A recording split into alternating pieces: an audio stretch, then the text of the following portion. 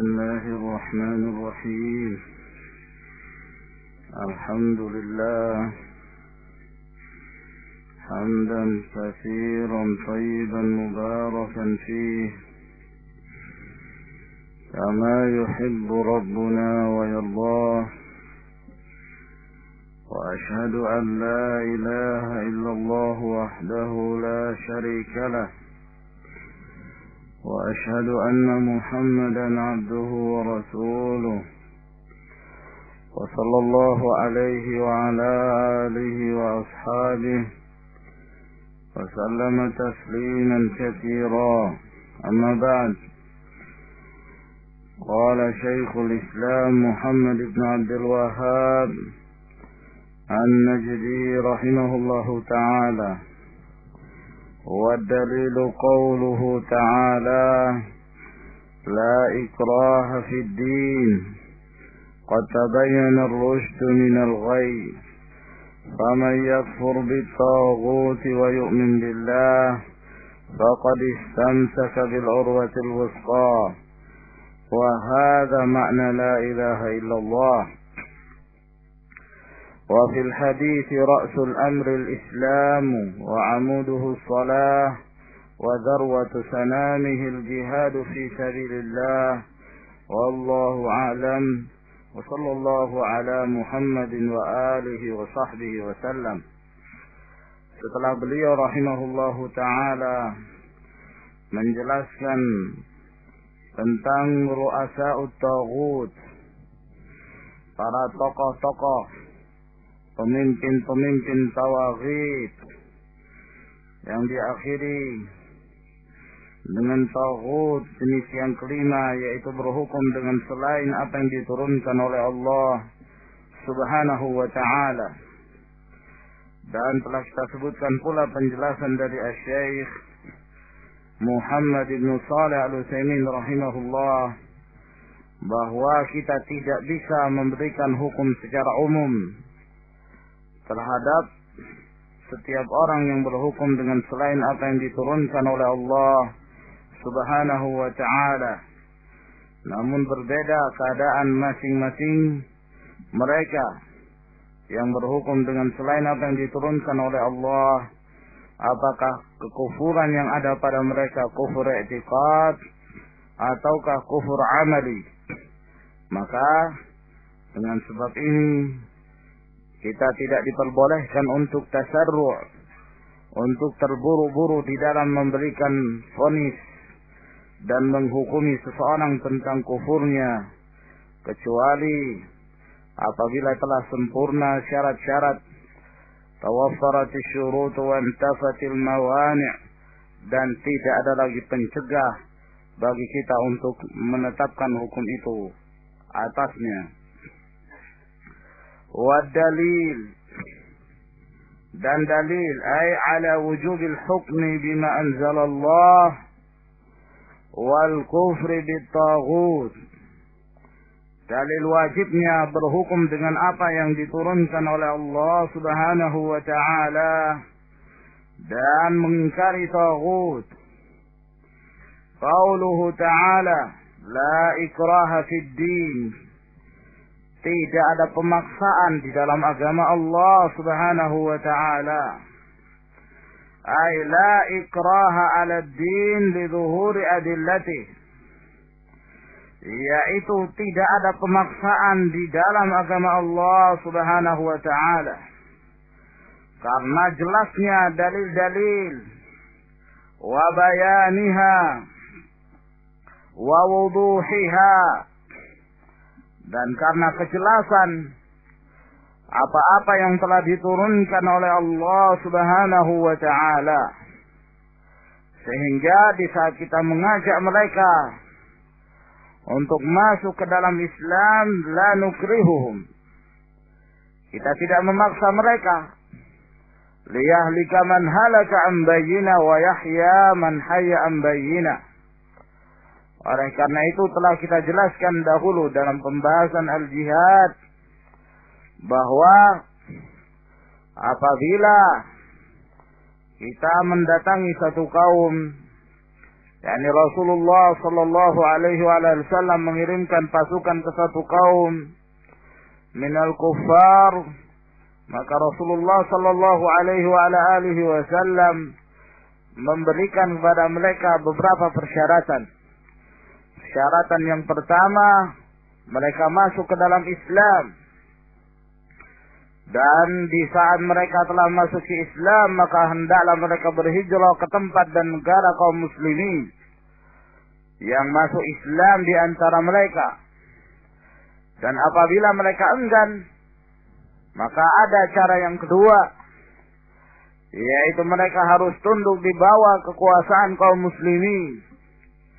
Dan mereka senantiasa membayar jizyah berupa upeti untuk diberikan kepada pemerintah kaum muslimin, yang menunjukkan tunduknya mereka dan rendahnya kekufuran dan tingginya kalimat la ilaha illallah.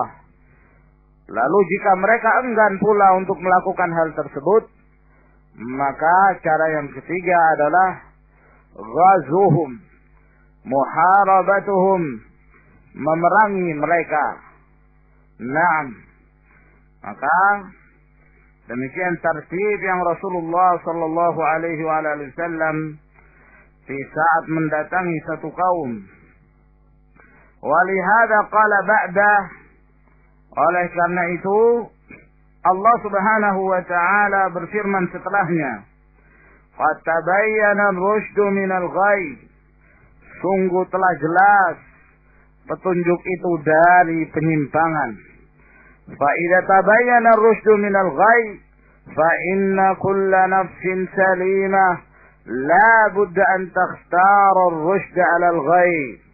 Maka apabila telah jelas, telah meyakinkan tidak ada kesamaran tentang Islam, maka setiap jiwa yang selamat, setiap jiwa yang sehat, tidak memiliki penyakit, tentunya dia pasti akan memilih petunjuk tersebut.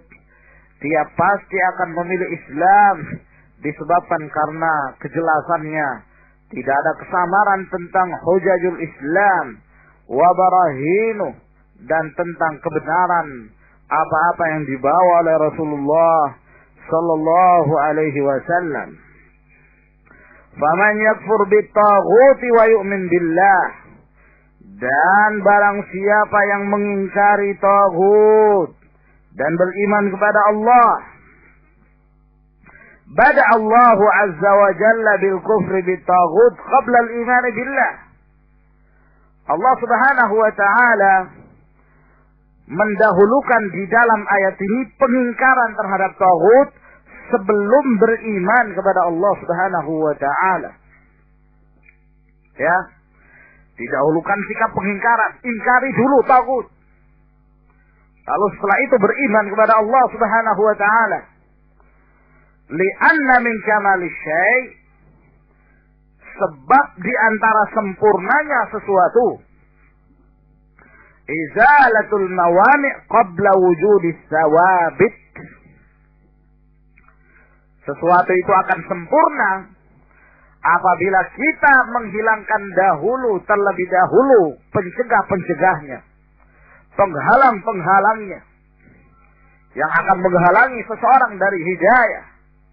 Kita hilangkan terlebih dahulu pembersihan, ya, qabla wujudis sawabit, sebelum adanya yang akan ditetapkan, yang akan dikokohkan.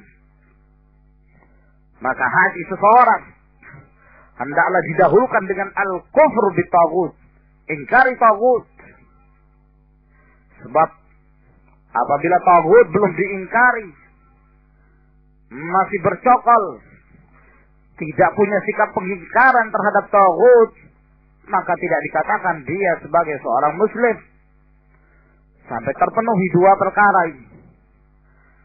Satu tempat yang masih kotor, apabila diisi dengan yang bersih, maka yang bersih itu akan tercemar.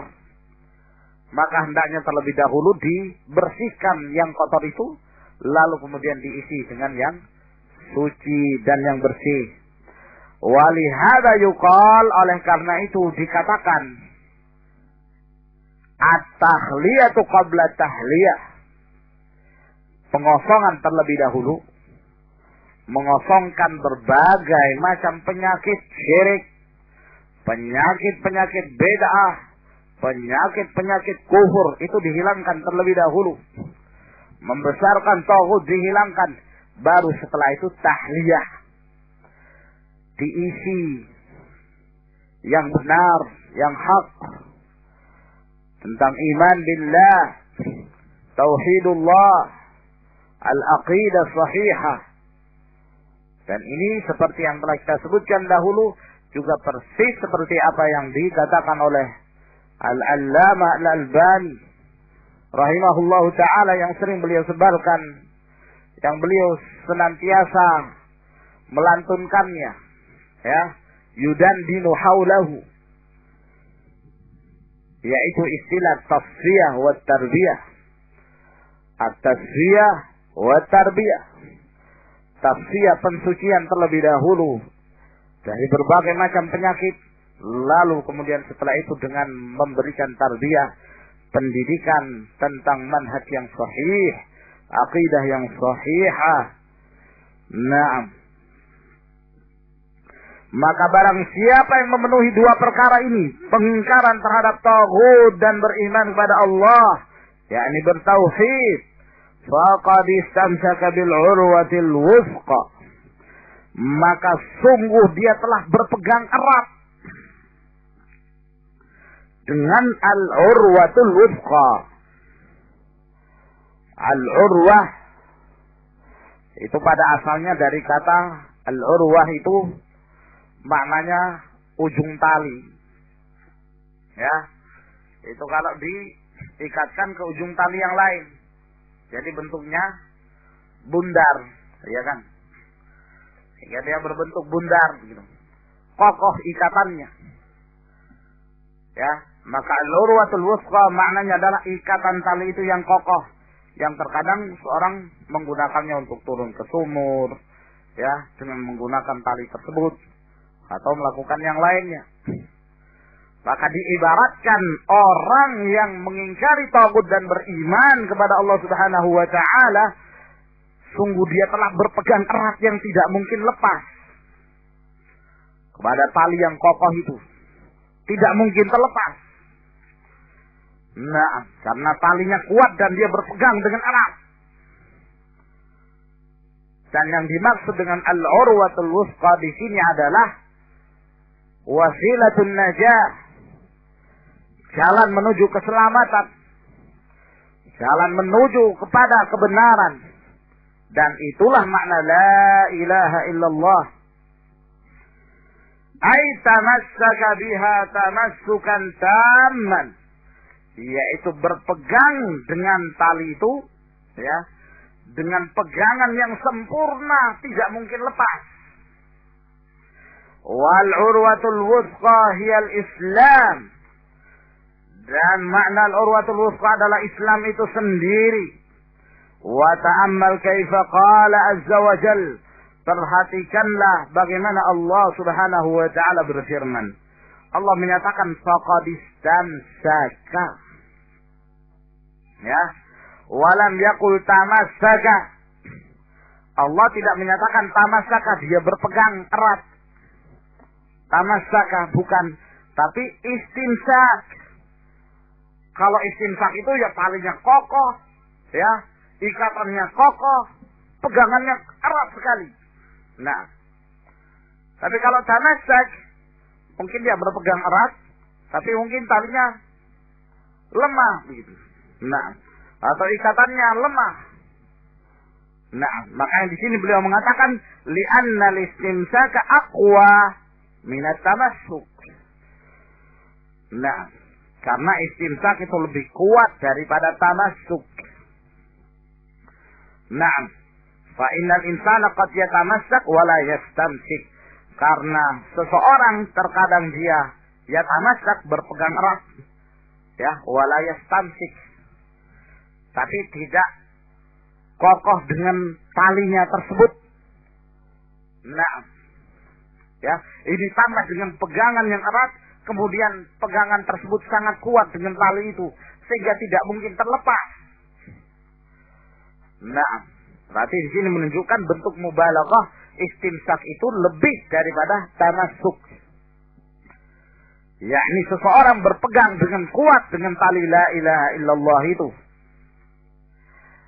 Nah, wa fil hadis, dan di dalam hadis Nabi sallallahu alaihi wasallam, ini potongan hadis yang panjang, riwayat Imam Ahmad, Tirmidzi dan Ibnu Majah. Nabi sallallahu alaihi wasallam mengatakan ra'sul amril islamu, bahwa inti perkara itu adalah Islam. Itu intinya, inti segala permasalahan adalah Islam. Arada al-muallif rahimahullahu ta'ala, al-muallif menghendaki al-istidlal bihadzal hadis, untuk berdalil dengan hadis ini, ala anna likulli syai'in ra'san, bahwa bagi segala sesuatu ada intinya, ada kepalanya. Fara'sul amri alladhi ja'a bihi Muhammad sallallahu alaihi wasallam al-islamu, sedangkan inti dari apa yang dibawa oleh Muhammad sallallahu alaihi wasallam adalah Islam itu sendiri secara menyeluruh. Wa amuduhu salatu, dan tiangnya adalah salat. Li'annahu la yaqumu illa biha, karena tidaklah tegak Islam itu kecuali dengan salat. Wa lihada kana al-qaulur rajih kufra tarikis salah. Oleh karena itu pendapat yang rajih adalah kafirnya orang yang meninggalkan salat, wa annahu laisa lahul Islam, bahwa dia tidak memiliki Islam sedikit pun walaupun dia mengakui sebagai seorang muslim. Maka tidak halal penyembelihannya dan tidak boleh untuk dinikahkan dengan anak seorang muslim dengannya, disebabkan karena dia meninggalkan salat. Wa darwatu sanamihil jihadu fi sabilillah. Darwah itu puncak. Sanam itu berasal dari punuk unta. Punuk unta yang tertinggi itu namanya sanam. Ya. Maka unta itu yang tertingginya sanam, maka dinamakan darwatu sanam, yang tertinggi dari punuknya. Dan yang dimaksud di sini yang tertinggi dari amalan Islam itu, yang tertinggi dari ajaran di dalam Islam, al-jihadu fi sabilillah, berjihad di jalan Allah Subhanahu wa ta'ala. Al-jihad fi sabilillah secara umum ay a'lahu wa akmaluhu al-jihad fi sabilillah, yaitu yang tertinggi dan yang sempurna adalah jihad di jalan Allah Subhanahu wa ta'ala. Wa dzalika li anna al-insana idza aslaha nafsahu, yang demikian itu apabila seorang manusia dia telah memperbaiki dirinya, hawala islaha ghairi, maka dia berusaha untuk memperbaiki orang lain. Ya. Dengan cara apa? Bil jihad fi sabilillah. Dengan berjihad di jalan Allah Subhanahu wa ta'ala, agar mereka yang dahulu kafir, yang dahulu musyrikin, satu persatu masuk ke dalam Islam. Liyaqumal Islam, agar Islam itu menjadi tegak. Walitakuna kalimatullahi hiyal ulya, dan agar kalimat Allah Subhanahu wa ta'ala itu tinggi. Faman qatala litakuna kalimatullahi hiyal ulya fahuwa fi sabilillah. Dan barang siapa yang berperang untuk meninggikan kalimat Allah, maka dia itulah yang dinamakan berjihad di jalan Allah. wa sara zarwatas sanam, dan dijadikan amalan ini adalah amalan yang puncak, li'anna bihi uluwal islami ala ghairi, sebab dengan berjihad Islam itu akan menjadi mulia daripada yang lainnya. Dan al-jihad fi hadha zaman adalah talabul ilm. Selama tidak ada jihad, peperangan, maka jihad yang termulia pada zaman ini adalah talabul ilm. Senantiasa kita bersabar di atas ilmu dan di atas menuntut ilmu. Sebab dengan itu pula kita akan memperbaiki kondisi ummah. Kita keluarkan mereka dari kejahilan. Kita keluarkan diri kita dari kebodohan. Dan kita mengisi dengan ilmu Al-Quran wa sunnatul Rasul sallallahu alaihi wasallam. Lalu kita selamatkan pula yang lain. Oleh karena itu Al-Allamah Al-Albani rahimahullah menyatakan bahwa jihad kaum muslimin pada saat sekarang ini, pada zaman ini adalah menuntut ilmu, senantiasa menyebarkan ilmu. Naam, agar kemudian kaum muslimin mengerti tentang ilmu sunnah, mengerti mana yang datang dari Allah Subhanahu wa ta'ala dan Rasulnya, dan mana penyimpangan-penyimpangan serta kesesatan-kesesatan yang dinisbahkan kepada Islam. Wallahu a'lam, wa sallallahu ala Muhammadin wa alihi wa sahbihi wa sallam. Khatama Syekhul Islam Muhammad ibn Abdul Wahhab rahimahullahu ta'ala risalatah hadhihi. Syekhul Islam menutup risalahnya ini biraddil ilmi ila Allah azza wa jal, dengan mengembalikan ilmu itu hanya kepada Allah, wa salati wassalam ala nabiyhi Muhammadin sallallahu alaihi wasallam, dan bersalawat serta mengucapkan salam kepada Nabi Muhammad sallallahu alaihi wasallam.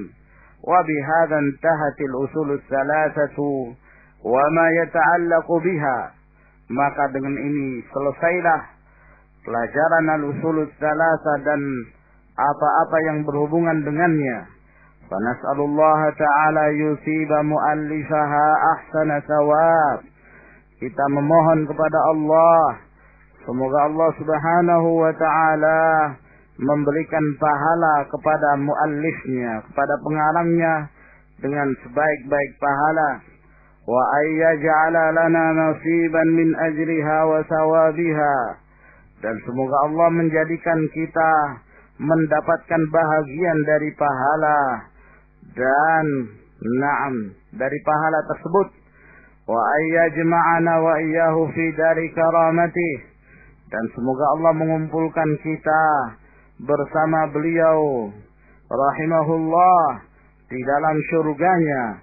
Innahu jawadun karim, walhamdulillahi rabbil alamin, wa sallallahu wa sallam ala nabiyyina Muhammad. Selesai pada tanggal berapa ini, ikhwan? Jumada Tsaniyah, tanggal 20 berapa ini? Saya kira 27. Wallahu a'lamu bis-shawab. Ila huna subhanakallahumma bihamdik asyhadu an la ilaha illa anta astaghfiruka wa atubu ilaik. Tafaddalu hafizakumullah.